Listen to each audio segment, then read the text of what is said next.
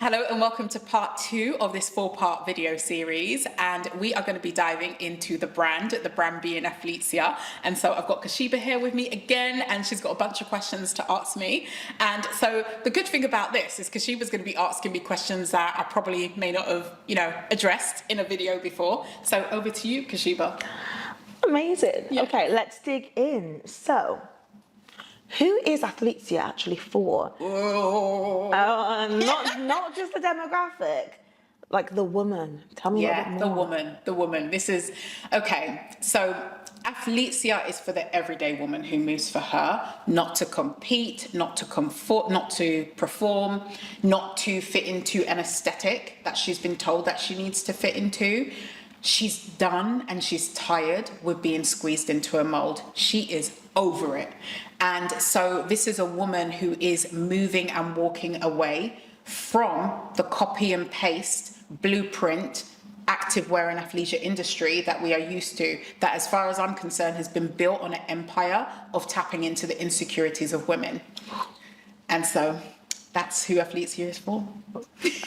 I just want to quote on that. Built on an empire that taps into the insecurity of women. Yeah.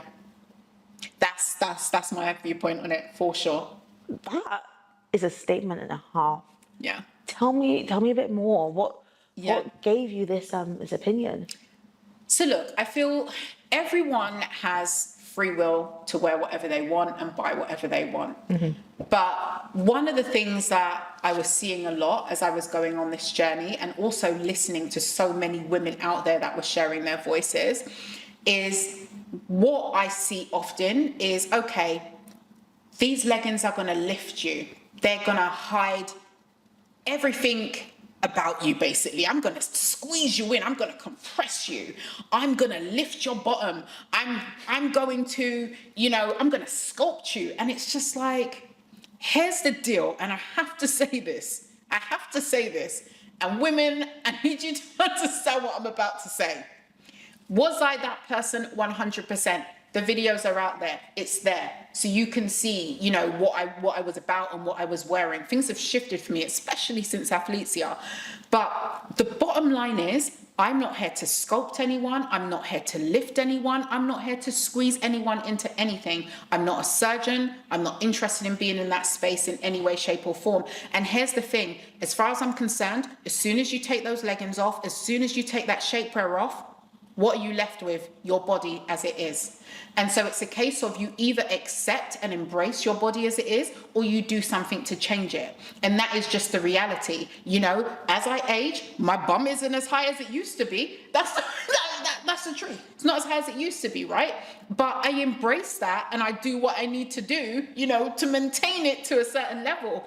And so it's just one of those things where I'm very much an advocate of women embracing who they are. And of course, I understand completely that if there is something that you truly dislike about yourself, you have every right to change that in whatever way, how you choose. So I wouldn't sit here and say, I'm a person who is against plastic surgery or anything like that, or, certain treatments. If that is going to make you happy, do you. ATHLETESIA is where function meets true self-expression, and every woman is free to operate how she sees fit and is in a way that's going to make her happy. But also, I just feel the emphasis on constantly trying to change women, I do not get down with. I do not appreciate it. I do not stand for it.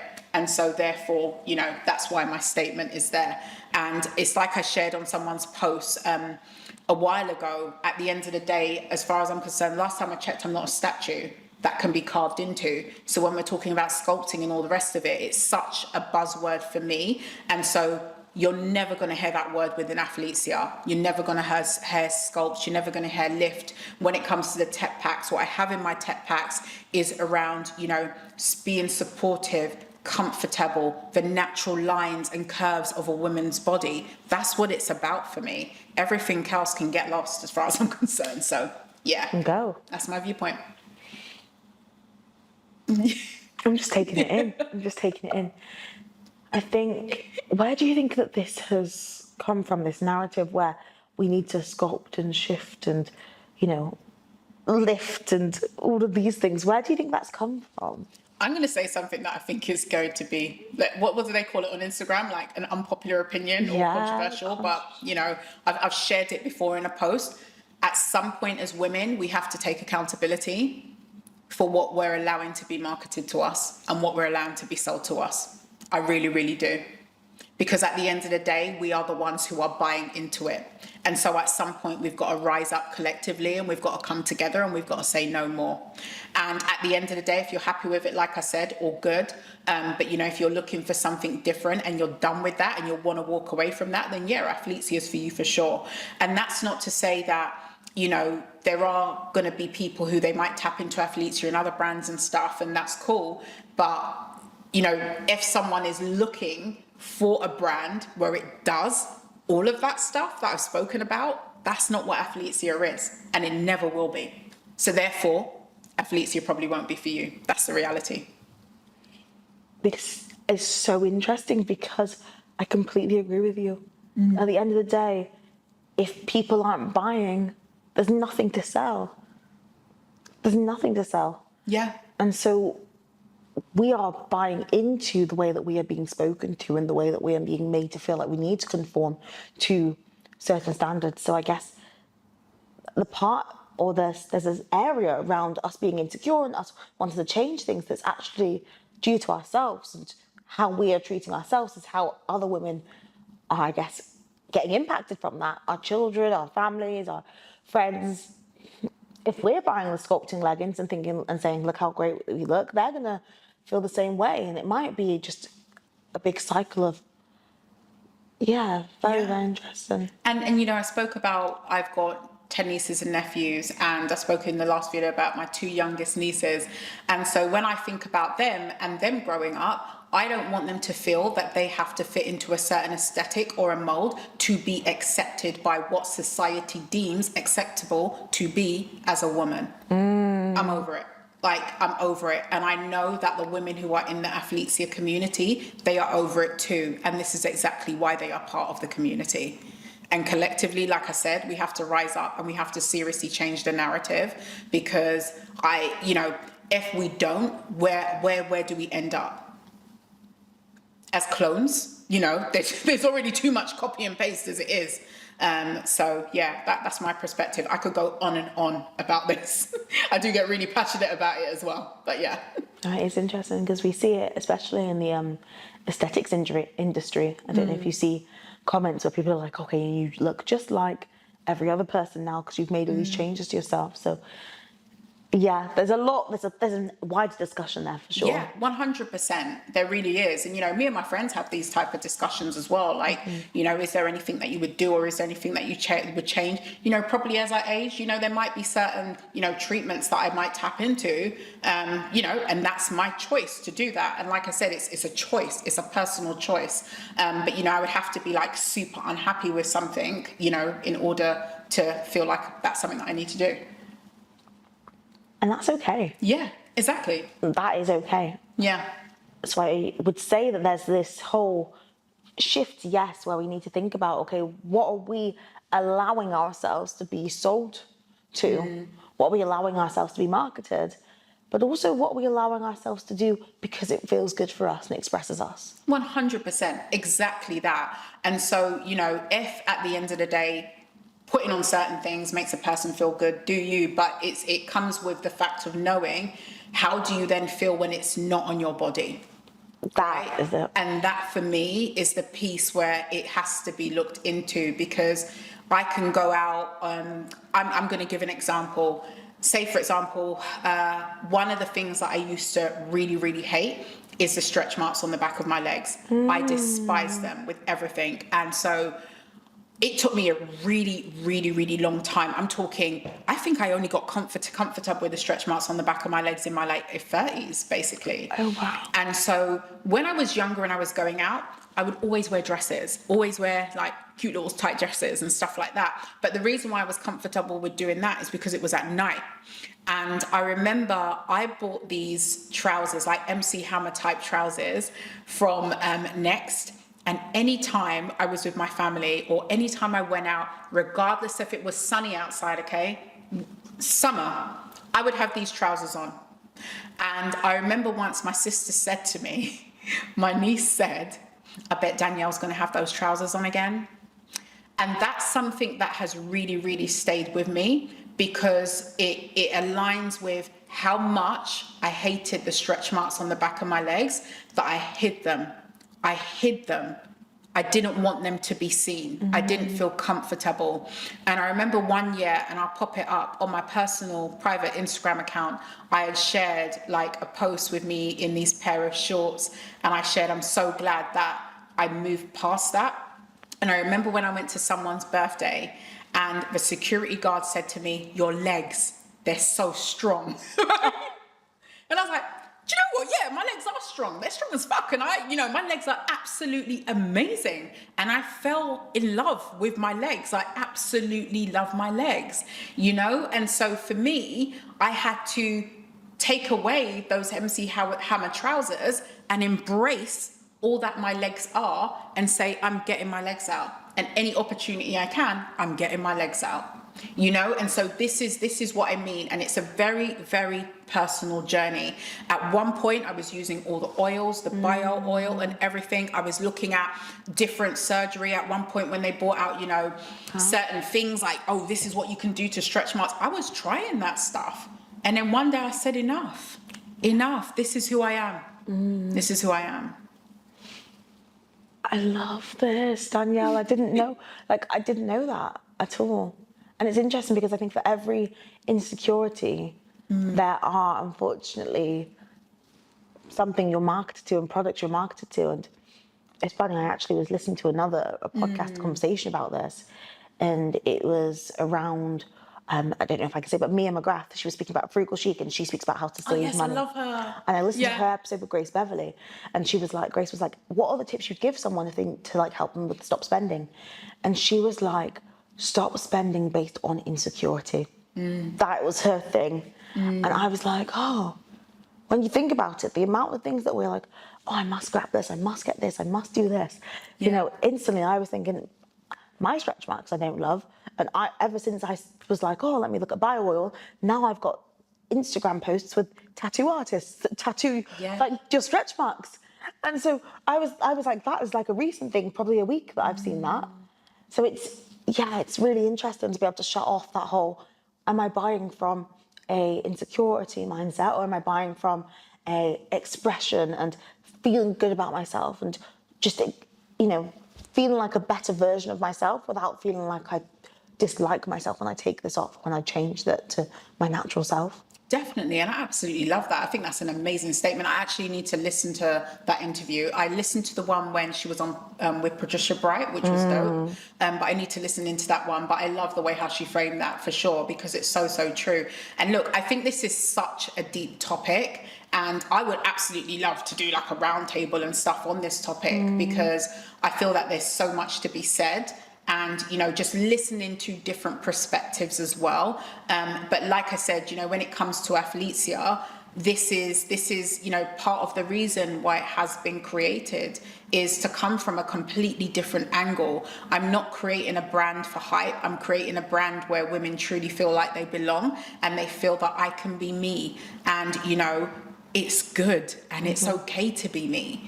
You don't need to fit into an aesthetic. And so even with the women, and we'll speak about this in more detail, but for the creative shoot, they are all from the community, every single one of them. And that is how it will always be.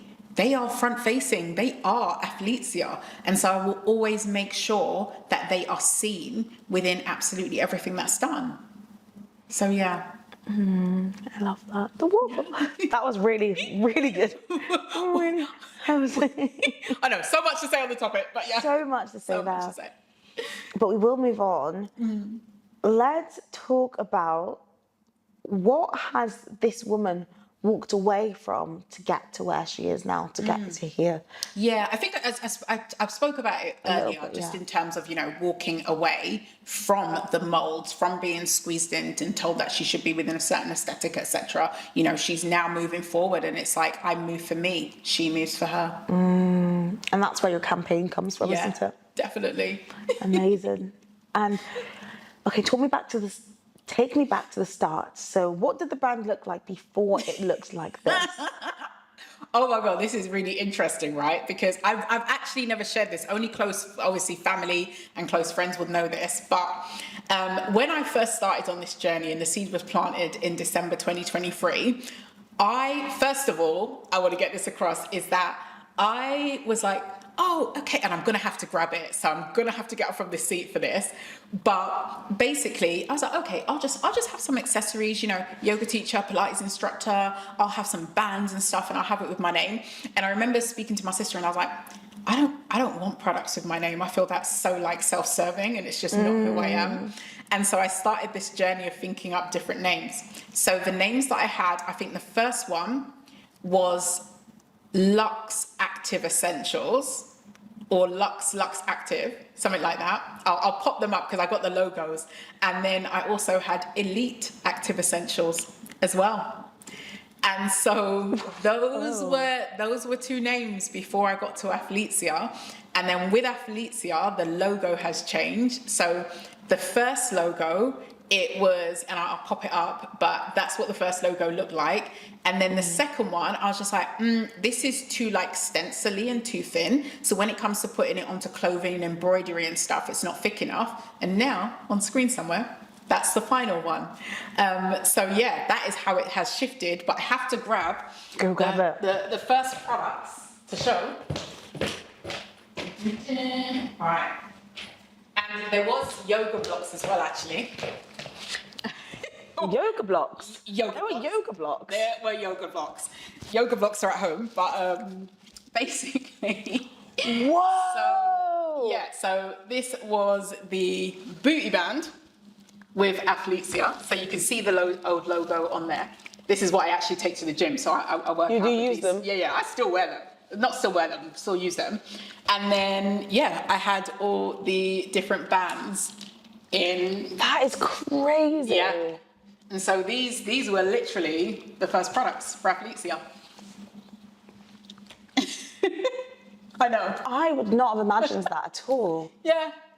And so my whole thing was, I was like, oh, you know, I'll start off with accessories and stuff. And then I remember one of my friends, she's a finance director, and she looked at my P&L and she was like, why don't you just hone in on apparel and just like leave the accessories? Because I was going to do both. And I thought, do you know what? She got a valid point. Interesting. So yeah, that just gives you a little bit of an insight into how things have evolved. Massively, because what a journey to come from like I know. these to these. To this. Yeah. I know. Crazy. That shocked me. I did not know that. Yeah. This has been something in the making for a very, very long time. A very long time. A very long time. Yeah. You're obsessed with details. So give me an example of something that most people would never notice.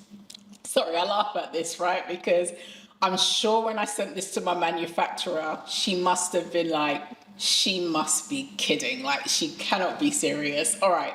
So, you know, within clothing and on the back, I haven't got one to show, but anyway, maybe I'll put it on screen, is when you've got a label, like a woven label, and it will have the logo, made in, and the size. And so she sent it to me because they send me, you know, little samples of stuff for me to check. And I was like, yeah, this is good, but the T's are not leveled. Like, it could be more leveled out. As in the letter? Yeah, like, it wasn't, ATHLETESIA wasn't leveled, like, all the way. And I'm just like, it's looking a little bit off, you know. And so that's where my mind goes to, like, checking stuff like that. And then I would probably say one of the things that I am obsessed with is pockets. I'm constantly like, can we make sure the drop of the pocket is right, you know? iPhone Pro Max needs to be able to fit in there. Obviously, everyone's got other phones, but it will fit in there. Yeah. Thank you. iPhone Pro Max. Exactly. You know, so it's things like that. And it's probably things that some people won't even look at. And I'll give you an example. I was looking at, I had to inspect the sports bras that have touched down. And so I'm inspecting the sports bras, and I'm like looking at every single detail. And I'm like, okay, that's not necessarily how I would want it, but I understand and appreciate why. Like, say, for example, you know, you've got a care label inside, so then sometimes you go over the stitching or what have you, but that's where my mind goes. But I'm always like, you know, good, better, best in a way, but that just gives you an insight into, you know, how detail orientated I am. Yes. Yeah. Absolutely. Wow. How do you actually know what the customer wants, Danielle? Yeah. Do you know what? Look, I would say ATHLETESIA hasn't even launched yet. That's the bottom line. And so I feel that there is so much to learn on this journey for sure.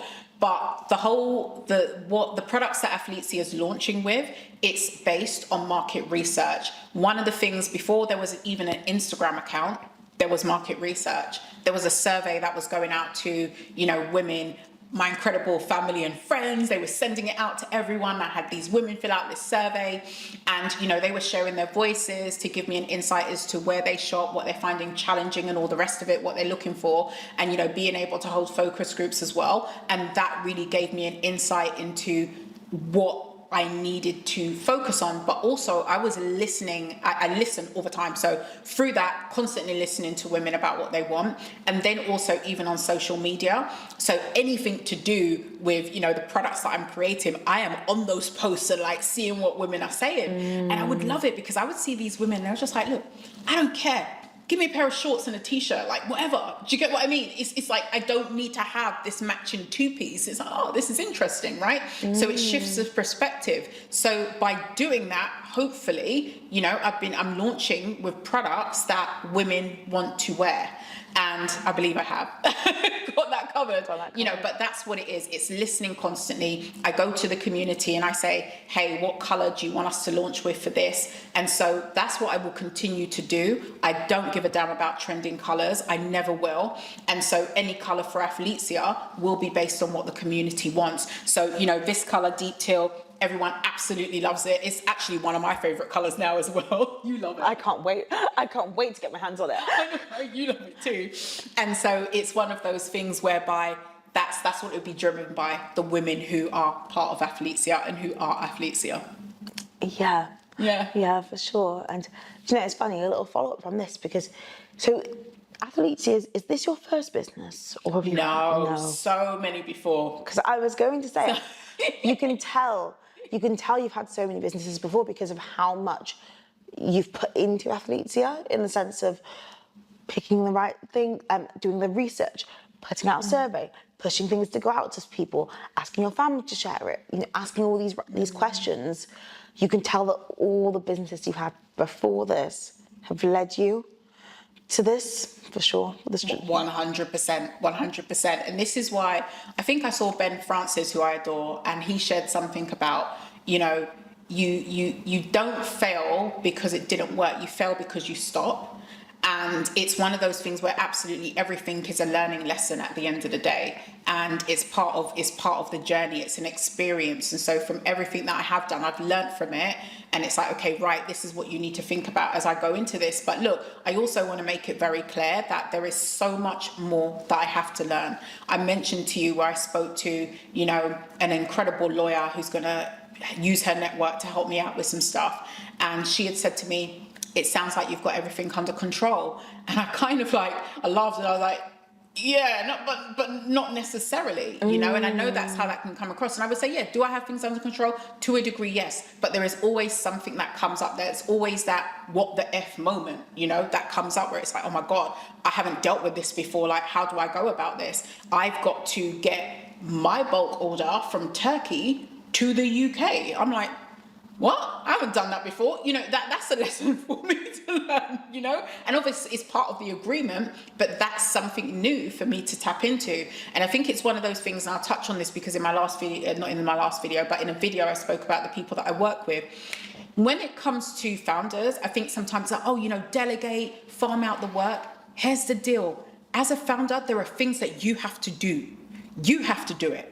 It's not delegating material. Like, that's the bottom line, you know? And so I think people forget that piece sometimes. You have to own it and you have to take accountability for absolutely everything. So, yeah. Important that. Yeah. Knowing what to delegate and what to not delegate. Exactly. I think a lot of founders, especially when you get further up in your levels, understand how to delegate. What they forget is actually what to take back to themselves, which I think will be a really interesting conversation that we'll probably have later on, but around going, okay, but why am I delegating this when this is what I need to know or what I enjoy? Because someone else is telling me that I need to delegate it? Why did I become a business owner in the first place? So it's... I think it's a fine line for sure. Like, look, I would love to have so many more people supporting with ATHLETESIA. One of the things that I'm looking at is having someone to support with managing TikTok. I hate TikTok. God. So, you know, having someone manage that would be amazing. But I'm also, and someone shared a post, Chloe actually, she shared, she has a business that supports other businesses, founders and stuff, when it comes to, you know, systems, etc. And one of the things that I commented with on her post is around, look, it's knowing, it's delegating, because there are things that do need that human review and that human insight, but it's also me providing things to people who I work with that's going to support their growth and development. You know, that's the other side of it. I'm not just going to give you the same old stuff all the time. I want to give you things that is going to stretch you, because that's going to help you with what you're doing for me, but then also potentially what you do for other people and what you may do in the future. So, yeah, that's my P&C director coming out. It's always there. It's always there. What is your favourite ATHLETESIA apparel and why? Oh, yeah. So, do you know what? It's these shorts, I have to say. And it's because of the story that I shared about my legs. But also, what I absolutely love about these shorts, number one, I live in them. I absolutely live in them. To the point where I'm sure when I go and work out, they're like, she's got them same black shorts on all the time. And obviously, I've now got deep teal. But I remember when I done the fit session in December, and one of the women who was there, she said, I don't wear shorts, but I would wear these shorts. And that for me was, you know, all I needed to hear on the shorts front. And so, yeah, these shorts, super dope. They don't ride up your bum, you know. Brilliant. Who wants that at the gym? Riding up your bum, you know, you're walking down the road and, you know, your shorts start there. But when you get to a certain point in the road, they're under your bum cheeks and up your bum crack. Like, what's that? Everyone knows that. Oh, Everyone. Honestly. So relatable. Yeah. So relatable. Exactly. I just need to readjust. These don't do that. No. And that's intentional, isn't it? Very intentional. Yeah. Very intentional. What's something from the early version you'd never go back to? Oh my gosh, it actually links in with what I've just spoken about. When I was first looking at, you know, activewear in particular, sports bra and leggings, and I remember doing a poll on Instagram to find out what the community thought around scrunch bums. And so the first set of leggings had a scrunch bum.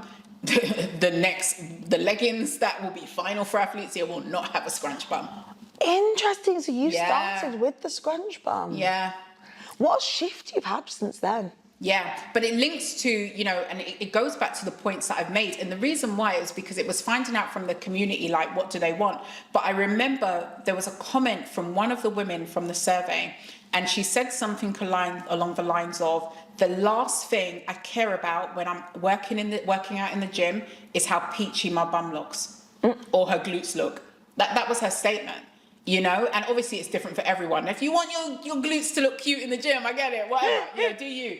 But, you know, that was one of her statements. And so the scrunch, it was looking at the poll and what women were saying from that. And then it was figuring out, okay, but what is the DNA and what is ATHLETESIA about, you know? And so scrunch bum, nah.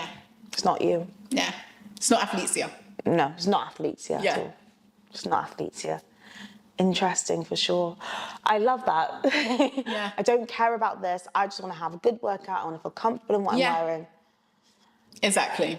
And so I think, look, you know, going back to what I said at the start, and this is really, really important. When I started out on this journey, I would say it was very much of being in a common headspace of activewear.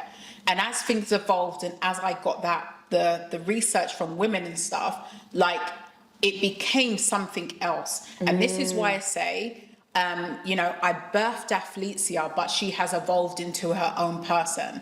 You know, there are certain things that I love, and ATHLETESIA is like, whatever. And I speak about ATHLETESIA like that, right? So I love matchas, and ATHLETESIA is just like, matcha. I'm like, why? You know, like, do you get what I mean? So yes. That's and that's how it works. And so even with building ATHLETESIA, and gosh, she hasn't even launched yet, but you know, it's one of those things where it's going to shift and change. And so if anyone has noticed, I have made a very subtle change in some copy, because previously I had, you know, active and athleisure wear, athletic, you know, apparel and stuff. And what's coming in 2027, it's not just linked to that. And one of the things that I'm very conscious of is I have the opportunity now to lay that foundation so it doesn't come as a surprise in 2027. And so there's going to be some very interesting things happening for ATHLETESIA in 2027. I won't share them now, but yeah. I'll share it with you afterwards. Okay. Yeah. I was like, can I know? Yeah. This is very exciting. There's always something going on, though. I feel like you have so much going on in the background. Yeah. But I've got to take my time, you know. Let's launch and see how things go. Let's get the launch out, yeah. for sure. In your LinkedIn bio, you have challenging an industry built on sculpting and lifting. Screenshot that, please. Tell me what that means. Do you know what? I think it links to absolutely everything that I spoke about earlier, for sure. And, you know, who ATHLETESIA is for and so on. And it is a case of challenging that industry and doing things differently and, you know, showcasing that there is a different way. And we don't need to, you know, constantly promote the sculpting and the lifting and so on. So I'm looking forward to that. Yeah, because we did tap onto that a little bit earlier, didn't we? Exactly. For sure. Yeah. What a statement to have on your LinkedIn bio, though. I know. What a statement. Well. I mean, it's you, though, isn't it? Yeah. Where function meets self-expression, she moves for her. Explain that to me. Yeah, you know, and it's been part of the foundation since the beginning, where it's having clothing that is functional, but a woman can take it and make it her own.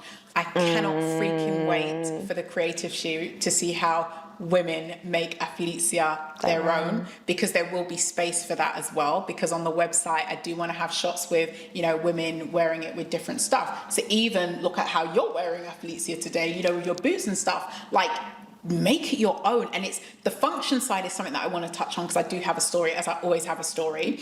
Is a couple of weeks ago, well, I think it was at the start of June. Anyway, I was looking for shorts. So I went to Zara, and all the women's shorts, I was like, man, there's no shorts here for me. I thought, I'm going to the men's section. Ooh. I'm going to the men's section, and I'm going to see what shorts they have. They had so many shorts for men, and I bought these amazing pair of shorts from the men's section. Oh, right? wow. Dope, super dope shorts.